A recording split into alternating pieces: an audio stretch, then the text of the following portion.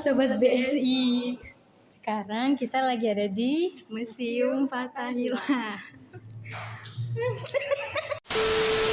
Di sini kita akan menjelaskan tentang sejarah Jakarta. Yuk ikutin kita.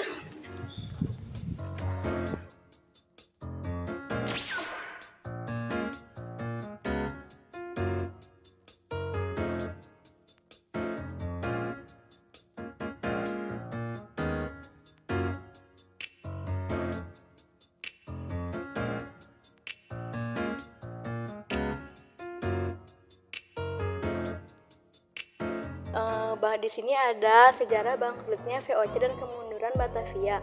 Masa keemasan Batavia di abad 17 bersamaan dengan masa keemasan VOC dan proses keruntuhan kota pelabuhan ini sebagai salah satu pusat perdagangan terpenting di Asia sejak pertengahan abad ke-18 juga berlangsung dalam periode yang sama dengan kemunduran VOC. Fakta-fakta ini menunjukkan bahwa Batavia tidak pernah dibiarkan oleh VOC untuk menjadi kota yang benar-benar independen. Administrasi kota Batavia menyatu dengan administrasi VOC, sehingga kebobrokan dalam birokrasi VOC juga menular ke dalam birokrasi kota. Saat ini hanya sedikit yang tertinggal dari sisa-sisa kejayaan kota Batavia pada abad ke-17 dan 18. Tembok kota maupun kastil Batavia telah dihancurkan pada masa pemerintahan Gubernur Jenderal H.W. Daendels. Apa yang tersisa dari kejayaan kota Batavia adalah gedung balai kota, bekas galangan kapal, menara Syah Bandar, dan bekas gudang VOC di Pasar Ikan. Meskipun demikian, warisan Batavia sebagai salah satu kota dagang terpenting di Asia tidaklah hilang.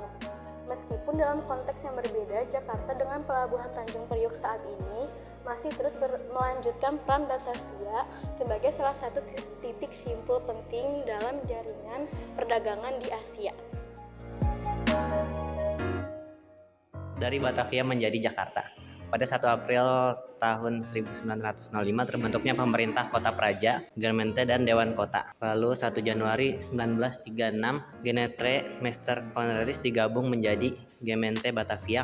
Tahun 1916 peningkatan wali kota Batavia pertama. 8 Agustus 1945 Batavia diubah menjadi Jakarta Tobebetsushi oleh pemerintah militer Jepang. September 1945 Nica menyebut Jakarta dengan nama Batavia. Pemerintah Kota Jakarta diberi nama Pemerintah Nasional Kota Jakarta. 24 Maret 1950 nama Batavia atau Jakarta diganti menjadi Kota Praja Jakarta. 18 Januari 1958 nama Kota Praja Jakarta diganti menjadi Kota Praja Jakarta Raya. 1961 pembentukan Pemerintah Daerah Khusus Ibu Kota Jakarta berdasarkan PP nomor 2 tahun 1961, 50 UU nomor 2 PNPS 1961. 31 Agustus 1964 ditetapkan sebagai Ibu Kota Negara RI dengan nama Jakarta berdasarkan UU nomor 10 tahun 1904. 1999 sebutan pemerintah daerah berubah menjadi Pemerintah Provinsi DKI Jakarta berdasarkan UU nomor 34 tahun 1999 tentang Pemerintah Provinsi Daerah Khusus Ibu Kota Negara RI Jakarta. Berikutnya di sini ada dari Balai Kota menjadi Museum Jakarta. Sejak pembentukan Gemet Batavia pada 1905, DOT Stadius atau Balai Kota Tua berfungsi menjadi pusat administrasi Batavia sebelum kini menjadi museum. Di masa VOC dan Hindia Belanda, gedung ini berfungsi sebagai tempat pemerintahan, pengadilan, catatan sipil, dan peribadatan pada hari libur. Gedung ini berubah menjadi pusat administrasi Kota Praja Jakarta sampai kepindahan Kota Praja ke Tanah Abang pada 1913. Gedung ini kemudian beralih fungsi sebagai kantor residen Jawa Barat sampai 1942 ketika tentara Jepang menggantikannya sebagai pusat logistik. Setelah kemerdekaan, bangunan ini kembali menjadi kantor pemerintah Provinsi Jawa Barat dan markas Komando Militer 1 Kota sampai 1961. Pada 1970, Gubernur Ali Sadikin menetapkannya sebagai cagar budaya dan menjadi museum sejarah pada Maret 30, 1974.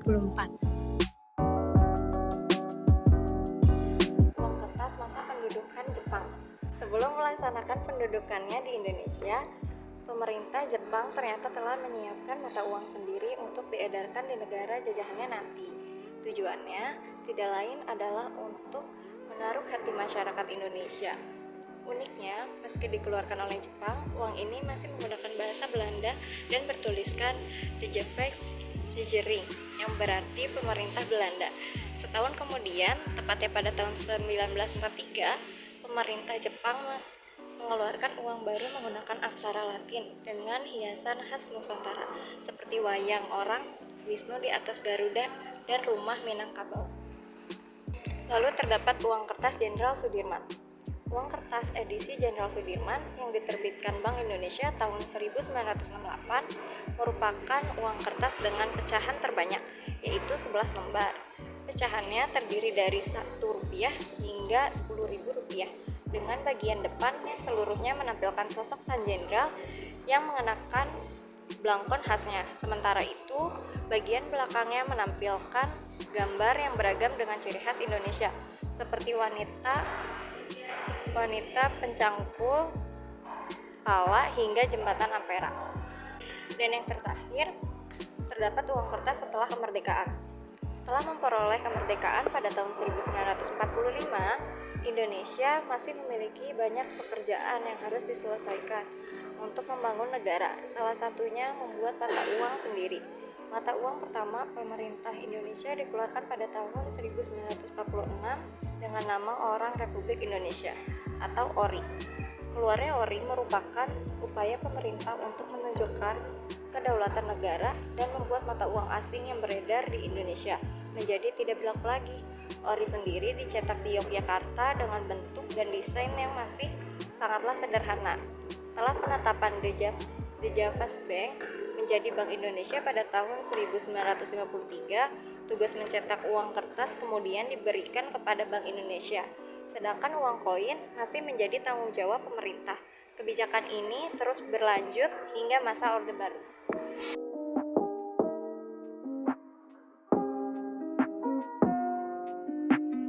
Oke, di sini saya akan menjelaskan uang koin sejarah yang digunakan oleh masyarakat Indonesia pada zaman dahulu. Di sini ada koin 10 sen tahun 1954. Permukaannya dihiasi ukiran burung Garuda dan tulisan Indonesia dalam aksara Arab. Selanjutnya, mata uang Rp200 tahun 1970 yang dikeluarkan untuk merayakan 25 tahun kemerdekaan Indonesia. Edisi terbatas dan hanya dicetak sebanyak 5.100 keping, dihiasi ukiran Garuda dan burung cendrawasih. Selanjutnya, mata uang Rp750 tahun 1970 yang dikeluarkan untuk merayakan 25 tahun kemerdekaan Indonesia. Edisi terbatas dan hanya dicetak sebanyak 4.950 keping, dihiasi ukiran Garuda dan barong Bali. Dan yang terakhir, koin 50 sen tahun 1961, permukaannya dihiasi lambang Garuda dan tulisan Indonesia dalam aksara Arab.